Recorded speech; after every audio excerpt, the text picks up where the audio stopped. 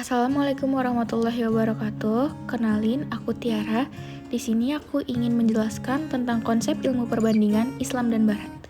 Disimak ya. Yang pertama, aku mau kasih tahu nih, jika rukun Islam ada 5, rukun iman ada 6, maka pasti rukun ilmu ada 3, yaitu epistemologi, ontologi, dan aksiologi. Tentu ini penyederhanaan dalam kajian filsafat ilmu. Secara sederhana, epistemologi adalah bagaimana cara ilmu itu didapat. Ontologi adalah objek atau materi yang dibahas di dalam ilmu, sedangkan aksiologi adalah kegunaan ilmu. Ketiga rukun ilmu itulah yang membedakan konsep ilmu dalam Islam dengan Barat.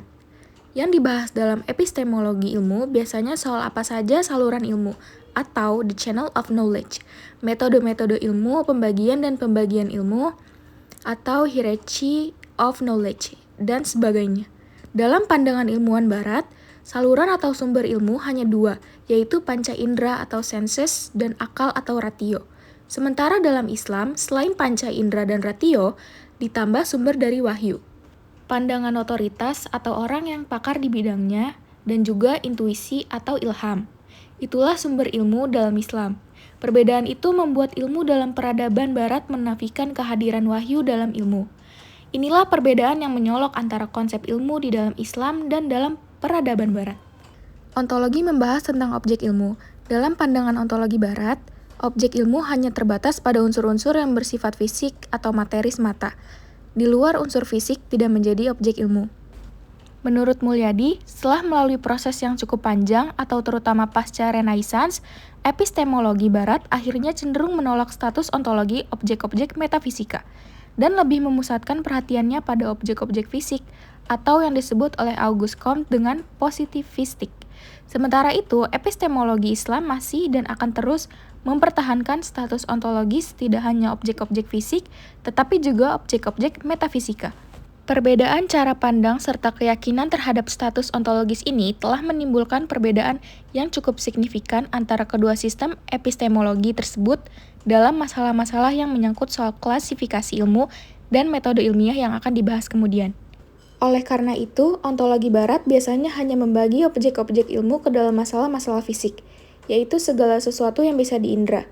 Endang Saifuddin Ansori mengutip Wilhelm Dilthey pada tahun 1833 sampai 1911, seorang filosof Jerman menyebutkan bahwa objek ilmu ada 2, yaitu manusia dan alam. Dilthey membagi ilmu pengetahuan atas 2 bagian objek penelitian, yaitu Naturwissenschaft dan Geisteswissenschaft. Poja Wijatna menambahkan bahwa objek ilmu bisa dilihat dari materinya dan bisa juga dari sudut pandangnya. Maka ilmu pengetahuan bisa dibagi menjadi objek materia dan objek forma.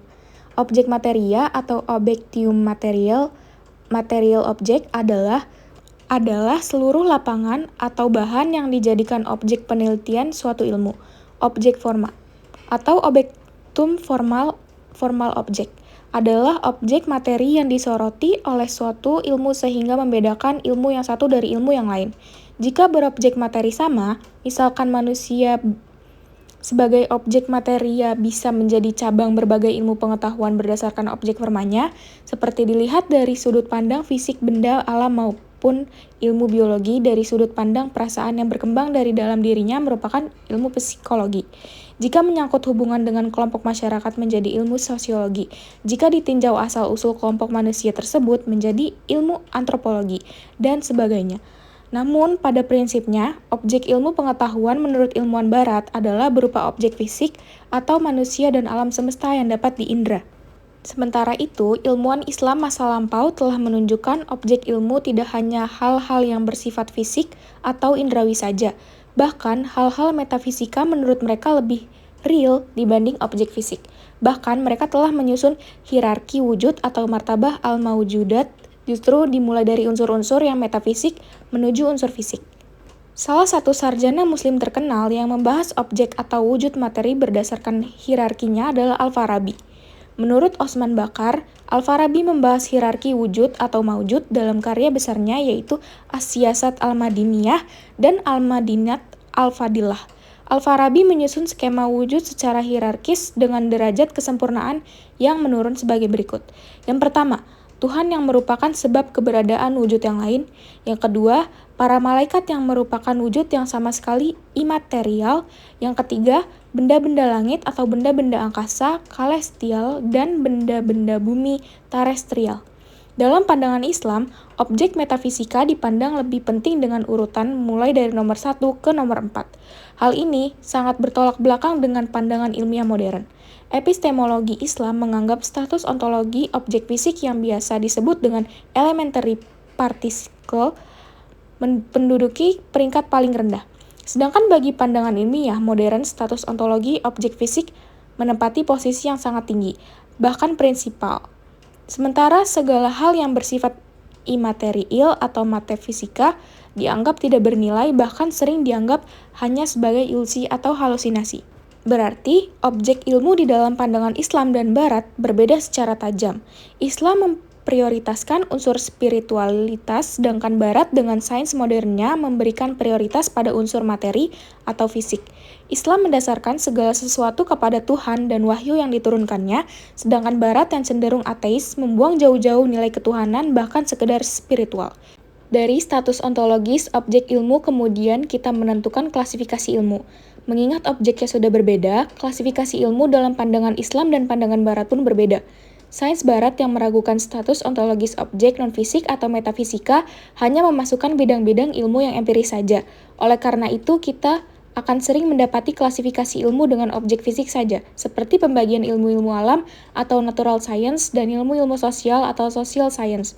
Ada juga yang menambahkan dengan humaniora atau bahasa, budaya, dan seni, ilmu murni atau pure science, Zuiverwissenschaft, dan ilmu tarapan atau applied science, Tugesfest of Praktische Wissenschaft, Ingenieurwissenschaft, Arts and Science, dan seterusnya. Sama seperti landasan ontologi objek dan klasifikasi ilmu. Metode ilmiah dalam Islam pun berdasarkan unsur atau entitas fisik maupun metafisika. Dalam metode ilmiah sains modern biasanya hanya dikenal satu metode saja, yaitu metode observasi atau eksperimen. Metode tersebut adalah metode untuk meneliti masalah-masalah yang bersifat fisik dan empiris.